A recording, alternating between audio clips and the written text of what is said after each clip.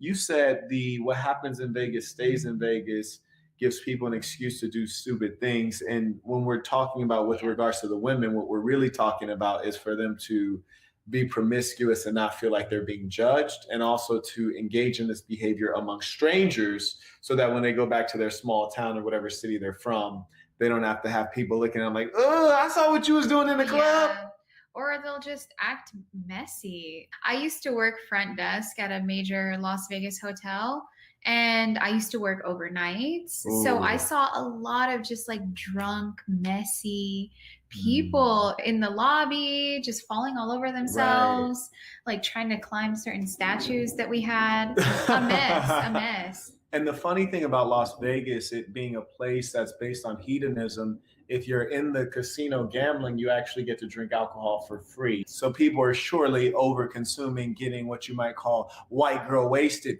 So let me tell a story real quick. Okay. So I have two stories. I'm forgetting one of them right now. One was the Halloween story, but what was the other one? Oh, no, I remember it now. Okay, awesome. Yes. This is a foul story.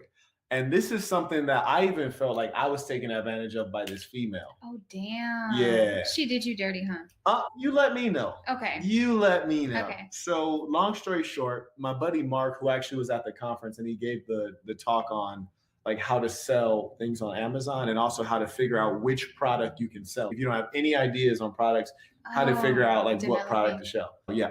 So we've been friends for a long time. So basically I was living in Hollywood at the time. And Mark hit me up. He was like, hey, I was supposed to come to this conference in Las Vegas with my mother, but my mother can't make it now. So I got 2 suites that are conjoined. So bruh, pull up on me. I got 3 nights. I know you can't come today. Just come tomorrow and we'll turn up. I said, sir, I actually can come today. Don't worry. I'm on my way. I hop in the drop top from Hollywood and just peel out. Damn. I pull up to the Trump, actually, which is where they were staying. And the Trump makes a fine hotel for my travelers out there. He makes a fine hotel, even better than the Ritz-Carlton, in my opinion, because at the Ritz, you have to pay for everything a la carte, whereas at the Trump, whatever you paid to stay there pretty much covers everything. Oh, okay. So he might not be good at getting elected to a second term, but he is good at making a hotel. Properties. Indeed. So I pull up, and when I was pulling up, I see this tall black dude just staring at me. Now, when you're in the drop and you're like in your early 20s, people tend to stare at you anyway. So I was whatever, but he just kept looking really hard. I was like, this dude's a weirdo. So I'm in the valet. I get up, get out of the car. And my boy Mark comes up, hollers at me. And then the tall black guy's walking over. And I'm thinking, okay, it looks like he might want some issues. In LA, if we look at somebody, it's either you say what's up because you know them or there's a problem. And generally, So I'm like, okay, this dude wants an issue.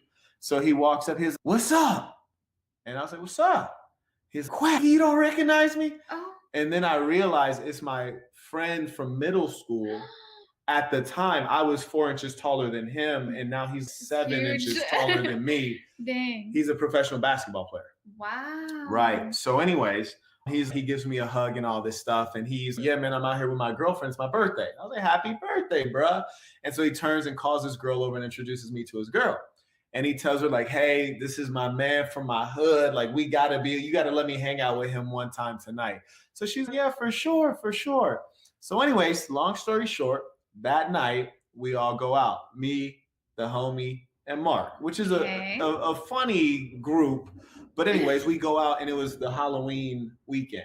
Okay. So it was super lit, turbo lit. We're coming out of one club. Turbo.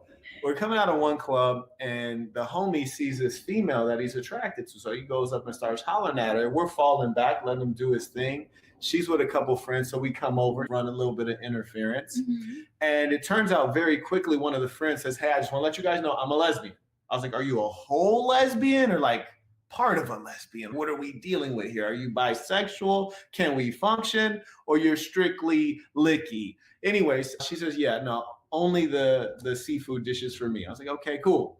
So anyways, when the chick that the homie was talking to, she sees me, and then she just pulls a switcheroo and she was like, that's the one I want. So then she starts coming at me. And the homie from LA, he's like, hey, if she want to fuck with you, man, go ahead and do what you do. Long story short, we take them back to the Trump, and we have this, You guys have probably never seen a bottle of wine this big. What you don't know is you think wine comes in bottles like this, but you can actually buy a bottle of wine that's shaped like this. It's like circular. It's like a big drum of wine, right? So we had an enormous drum of wine in the suite. So anyways, we bring these chicks back. It's 3 chicks. It's 3 of us. We're talking, laughing, pouring up the drink. Obviously, I'm not drinking because I don't drink. Then we get a bang, bang at the door, and we're thinking, oh, man, the Trump hotel is about to tell us to shut up. We open the door. It's a bunch of Irish people, and they're Irish people. Yeah, it's a bunch of Irish people. They're looking for their friends who are supposedly throwing a party in the Trump. Like, why are Irish people banging on your door? And I don't know if that was actually true. I don't know. Maybe they're walking back to their room and they heard it was lit. They're like, hey, maybe we could join in. So anyways, we open the door. And it's like half guys, half girls, all Irish folks. And they're like, oh, sorry, we thought you were all friends and we're trying to find our friends. They're throwing a party. And we're like, we're throwing a party. Turn up. And Mark was like, yeah, come in. Oh, that's lit. So they come in and we got enough wine for everybody. Yeah. We have enough wine for the whole floor. So they come in, they turn up, and we have conjoined suites, right? So we're in one of the suites. We'll walk into the other one. So then I walk into the other one with the female who had pulled the switcheroo from the homie to me. We go into the other suite. We have some experiences. I'm dead. We have some experiences. And after the experiences, we go back into the main suite where everyone's partying. And the experiences, shall I say, were quite involved. And so we get back into the main room where everybody else is, and we enjoy the night. Now, here's the funny thing. The chick that claimed she was a lesbian, when we walk back into the main suite, Mark is holding her up like this over his shoulders. I don't know why this was happening or what was going on, but he's holding her up like this, like with her facing him. So there are all crazy, wild things going on. The lesbian ain't a lesbian no more. This is the nature of Las Vegas, right? She's a part-time lesbian till that drink got pulled up. Anyways, by the end of the night, I tell the chick, I say, hey, why don't you throw me the contact info? She says, no, I can't do that. Thinking, wait, why? I'm like, this doesn't add up. Relationship. I'll do you one better. Oh, no. She said, you know what? I'm just here for my bachelorette party. And I'm flying to Hawaii after this, tomorrow actually, because I'm getting married. My God. Yeah, I'm getting married within 48 hours. So I can't give you my phone number, but it's been an absolute pleasure. And at that point, she blew my mind. I was like, wow, this is a very horrific happening. Her husband. Here's the worst thing. I was a young boy, right? So I'm in there shooting the club up. You know what that means when they shoot the club up? I'm shooting the club up and some more that's stuff. Even worse. It's savage out here. And I was just like, when she said she was getting married in 48 hours, I was like, good Lord. And the thing is, she was an upper class white chick. And I could tell like the guy she's probably marrying is like an accountant named Brad or Brent or Brett or Bradley, something with a B-R, something along those lines. And this poor guy, he's probably a good guy, went to decent schools, worked his butt off. Damn, he's gonna be waiting at the altar for her, not knowing anything. Oh yeah, and on his honeymoon, he's getting sloppy seconds. Oh no! Yeah. God forbid, honestly. God forbid. That's really sad. It hurt my heart. And I felt used and abused because I didn't even have an option to tell her, like, girl, you can't get none of this candy muscle chocolate. Yeah. Yeah, I didn't even have the option. Now you feel used. Right. Because it's not even, oh no, she made you her conquest. The thing is though, I'm going to say the one thing I can say, shout out to her husband, because she has fire. She got that fire. You dig? So enjoy, my dear boy. But I say that to say that was a very Las Vegas mentality. And I bet his female in front of him, because he hasn't Dr. Fielder, she behaves like she's a perfectly chaste, moral, upright, middle class, well-to-do white lady. But then she's really a Vegas girl, which means when she gets out of his sight, she's on vacation, she's on holiday, she's traveling on a girls' trip, or she's in Sin City. All bets are off. That's really gross. It's something. I can't lie. I've even seen that when I went on vacation to Europe 2 summers ago. Some people that I was on vacation with, 2 of the girls were in relationships. Uh-oh. No, one of the girls was really just faithful, amazing. Like, this is the kind of girl that like he should marry her later. Okay. Like, even when guys would come up to her, she'd be like, go away and stuff, and she would just hang around the girls when we went out.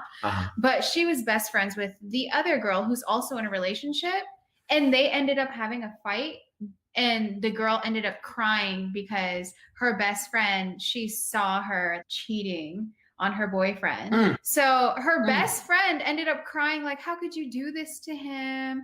It's not fair. Just because he's not here, you're doing this to him. So she actually ended up crying for her, and she's not even the one. Though? No, because she doesn't know him. Fair enough. She doesn't know him, so it's not like she can just. Shout out to Mackenzie. He writes, another study in Marquettism. Absolutely, we need to get this ism, because when you fail to Dr. Phil the female and be accepting of who she really is rather than trying to change her, you're going to come to a deep understanding of her. She's going to be comfortable in front of you, and she's going to show herself. Yeah. Whereas the lady that I described, I'm pretty confident that if her husband thinks she's one kind of woman, but the big homie knows who she really is. And her husband's failings are the reason he's marrying her instead of marginalizing her to being a side girl. We got a lot of things coming up for the members. So if you are members, stay tight, stay tuned. Do not worry. We're going to just be pouring on a whole bunch of stuff for you. So trust me, I got you covered. Don't think I've forgotten. But yeah, we do a lot more. We got player stories as well on there. So there's a couple of different series that are all anecdotal experiences, and then we also got some stories straight live from the blizzy. You dig? So yeah, Jabri came through strong. That brother prospering. I know. He writes, this type of story happens all the time in Vegas. Oh my God. Hey man, you ain't never lied. You ain't never lied. And it might happen tonight. No one's nature changes by environment. If your woman is a slut, she's going to be a slut in Mexico, a slut in San Antonio, a slut in Idaho, a slut wherever she go. Pretty much. That's who she is. If your woman is a conservative woman in actual reality, she's going to be conservative in Mexico, conservative in Jamaica, conservative wherever she goes. So if you think you need to handcuff the girl because she's going to engage in vile activities, that's because in your heart she's a slut bucket, or you have some psychological issue that's causing you insecurity. So you have to ask yourself, is it that this girl's a hoe and I'm trying to pretend I don't know? Or is it that I have some major fear? And that is literally the opposite of keeping it player. I cannot tell you how many times chicks have told me like, oh, my man, he's so controlling. And me, I just keep it player. Hey, shorty, you can do what you want to do. I had a chick who is a dancer by profession. Her boyfriend gets mad when she's out dancing sexy. I'm like, this is her job, my guy. This is what she does. Then he shouldn't be with her if he feels that way. Because exactly. That's her profession. He thought that once he got with her and she committed, she was going to like do a like switcheroo and become what he imagined. Guys use their imagination. Switch her job though? I think switch her whole personality, because if you're a dancer, that's like a calling, right? Yeah. That's not like working at CBS or anything. Wait, like exotic dancer, like a stripper? Nah, she wasn't a stripper. She was like a professional dancer. What? Yeah. Oh, is he okay? Yeah. I did dance for many, many, many years in my life, and that's something it's literally such hard work. It's strenuous physical activity. There are some professional dancers who spend 8 hours in the studio, who spend hours on top of that choreographing, who teach classes on top of that. And it is intimate though, because even with ballet, when you hold a woman up, you have your hand on her vagina and butt, like at the same time. Yeah. Just the whole thing, just hoisting her up. Now, half of these guys are gay anyways. I was going to say that. Yeah. A lot of like ballerinos are men who are gay. Yeah. And then also within the dance community, because we are intimate and stuff, we take stuff like that very seriously. It's like almost having a male backstop when you're doing cheer. They have to look forward, like they, you know, until you're coming down, because no, seriously, all of these things are in place because we know that we have to get close to each other because we're a member of the performing arts community and we have to do this together. It's like being an actor. Would you get mad if your girl was an actress and like the script that she received tells her to kiss her co-star? It's a part of her job, and you knew that going in. And that's why you got to get a little bit of pimping in you, because a pimp will send a girl out and say, hey, do what you're going to do, and has no worry about the men that the girl's involved with, as long as she's bringing back a couple of his favorite men, which would be Benjamin, Jackson, and Grant. You dig? Now, here's the thing, though, that I want to let you guys know. If in your head you don't like your woman having the hands of other men on her, you should find a woman who doesn't like to have the hands of other men on her. There are many women who are like this. In fact, I personally know a woman who, if she goes to the spa and there are no female masseuse, she's leaving. That's my mother. You know what I'm saying? Yeah, absolutely. I know a lot of women like that who just are like, nah, like I'm not with X, Y, and Z. You got to get a woman like that instead of trying to make your woman into that. It's not a Build-A-Bear. You don't get a chick and try to recreate who she is.